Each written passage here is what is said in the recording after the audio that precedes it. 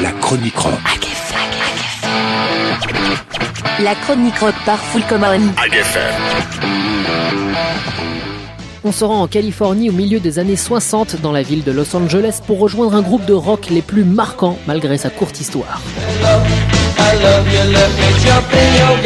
Et vous aurez sûrement reconnu les Doors emmenés par le célèbre Jim Morrison. Mais revenons à la création du groupe. En 1965, Morrison retrouve Ray Manzarek sur une plage et lui fait écouter les textes qu'il a écrits. Ray propose aussitôt de former un groupe de rock pour mettre en musique ses paroles. Jim intègre alors le groupe Rick and the Raven, composé des trois frères Manzarek, Jim, Rick et Ray, de Patricia Sullivan à la basse et de Vince Thomas à la batterie. Rapidement, John Densmore et Robbie Krieger rejoignent la formation alors que les premiers membres quittent tour à tour le groupe. Jim, Ray, John et Robbie forment ensemble ce qui va devenir les Doors. Particularité étonnante, ils n'auront jamais de bassiste attitré utilisant un clavier remplaçant le son de la basse. Ensemble, ils composent des premières chansons.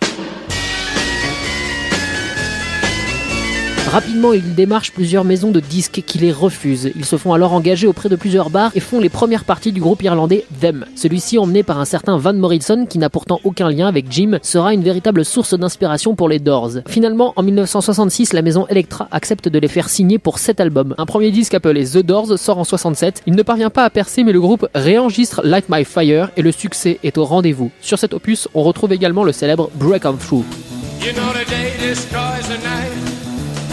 L'album devient disque d'or quelques mois plus tard. Dans la foulée, le groupe sort Strange Days. Marqué par un esprit de révolte et de malaise, l'univers du groupe plaît de plus en plus aux jeunes américains. Jim Morrison traîne autour de lui une aura de poète maudit, alcoolique et drogué insaisissable. Cette attitude va rendre les concerts de plus en plus chaotiques à tel point qu'il est remplacé sur plusieurs concerts par Ray Manzarek. Un nouvel opus paraît, Waiting for the Sun, et fera un carton en pleine période de la guerre du Vietnam grâce au tube The Unknown Soldier qui démarre par le vers The War is Over. Jim Morrison se détache peu à peu du rock pour faire ressortir son côté poète. Il écrit de moins en moins pour le groupe et va créer un incident pour l'époque lors du concert de Miami en 1969. Ivre mort et invectivant la foule, il annonce qu'il va se mettre nu. Aucun témoignage confirme qu'il l'a fait ou non, mais la justice s'en saisit et Morrison est condamné à 8 mois de prison. Le 4e album passe inaperçu, mais le 5e renoue avec le succès. On y retrouve notamment le tube Roadhouse Blues.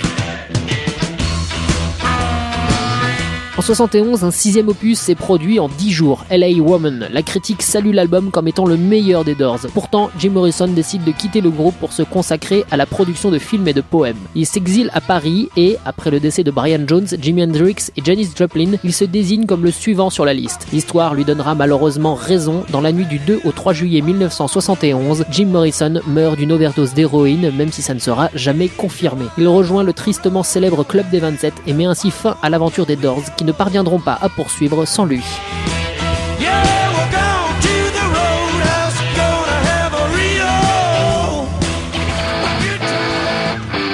C'était la chronique rock.